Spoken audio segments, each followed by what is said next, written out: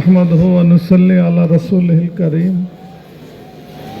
মহান রব আল্লাহ তাআলার দরবারে অপরন্ত শুকরিয়া যে আমরা তাকসিসি মাদ্রাসার বার্ষিক এই ক্রীড়া প্রতিযোগিতার আয়োজনে অংশগ্রহণ করতে পারছি। আলহামদুলিল্লাহ, আল্লাহ তাআলা এই অনুষ্ঠানটিকে সুষ্ঠুভাবে, সুন্দরভাবে, নিরাপদভাবে সম্পন্ন করার তৌফিক দান করুক।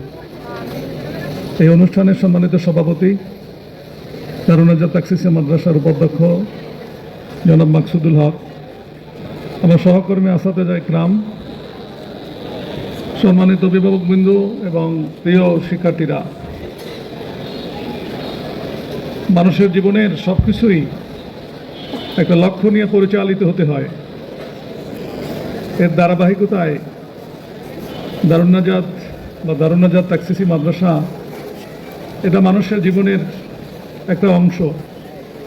মানুষের জীবনকে সুন্দর করা, মানুষের জীবনকে উন্নত করা, দারুন নাজাত তাকসিসি মাদ্রাসার শিক্ষার্থীদেরকে দেশ ও জাতির উপযুক্ত সেবক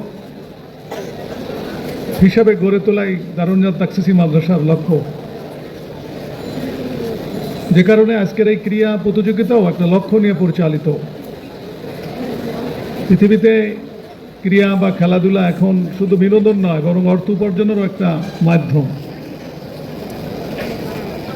এবং অর্থের পাশাপাশি দেশের সুনামও একটা ক্রীড়ার সাথে জড়িত হয়েছে। দারুন নাজাতের ক্রীড়া অনুষ্ঠান এটাও দারুন নাজাতের লক্ষ্যের সাথে সঙ্গতি রেখে এটা সাজানো। ছাত্রদের মধ্যে মানসিক স্বস্তি, ছাত্রদের মধ্যে কর্ম উদ্দীপনা তৈরি, ছাত্রদের মধ্যে নৈতিকতা বোধ সৃষ্টি, শৃঙ্খলা বোধের আগ্রহ তৈরি করাই মূলত এই ক্রীড়া অনুষ্ঠানের আয়োজন। প্রতিযোগিতা জীবনের জন্য খুবই গুরুত্বপূর্ণ। প্রতিযোগিতার মাধ্যমেই মানুষ পৃথিবীতে টিকে থাকতে হয়। প্রতিযোগিতায় টিকতে হলে নিজের দৃঢ় ইচ্ছা থাকতে হয়, নিজের যোগ্যতা থাকতে হয় এবং সুনির্দিষ্ট শৃঙ্খলার মধ্যে পরিচালিত হতে হয়। না হয় প্রতিযোগিতা টিকা যায় না। তোমরা যারা শিক্ষার্থীতে আছো, তোমাদেরও আগামী ভবিষ্যৎ অনেক বড়, অনেক উজ্জ্বল। দেশ, জাতি, তোমাদের পরিবার, সমাজ, এই প্রতিষ্ঠান তাকাই আছে তোমাদের দিকে। আগামী দিনে তোমরা এই জাতির প্রত্যাশা পূরণ করবা। সেই প্রত্যাশা পূরণের জন্যই তোমাদের প্রতিযোগিতায় টিকতে হবে। সেই প্রতিযোগিতা নৈতিকতার, আখলাকের, সেই প্রতিযোগিতা আমলের, ইমানের, সেই প্রতিযোগিতা মেধার, সেই প্রতিযোগিতা সুন্দর আচরণের। কাজে এই ক্রিয়ার মাধ্যমে আমরা এই বিষয়গুলো আমাদের ভিতরে নতুন করে ভাবতে চেষ্টা করব, অনুশীলন করতে চেষ্টা করব। শিক্ষার্থীদের বোঝার জন্য খুব সহজভাবে আমি বলতে চাই, মনে করো এই ক্রীড়া অনুষ্ঠানে আগে বাছাই পর্ব হয়েছে। বাছাই পর্বের সবাই কিন্তু এই মূল অংশগ্রহণ, মূল আজকের অনুষ্ঠানে প্রতিযোগিতায় অংশগ্রহণ করতে পারে নাই। যারা যোগ্যতায় টিকতে পারে নাই তারা বাছাই পর্বেই বাদ পড়ে গেছে।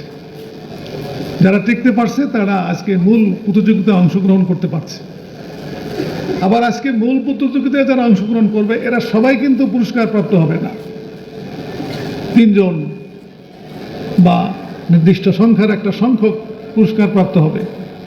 আবার পুরস্কার প্রাপ্ত যারা হবে তারাও কিন্তু সবাই ফার্স্ট হবে না। একজন ফার্স্ট হবে, একজন সেকেন্ড হবে, একজন থার্ড হবে।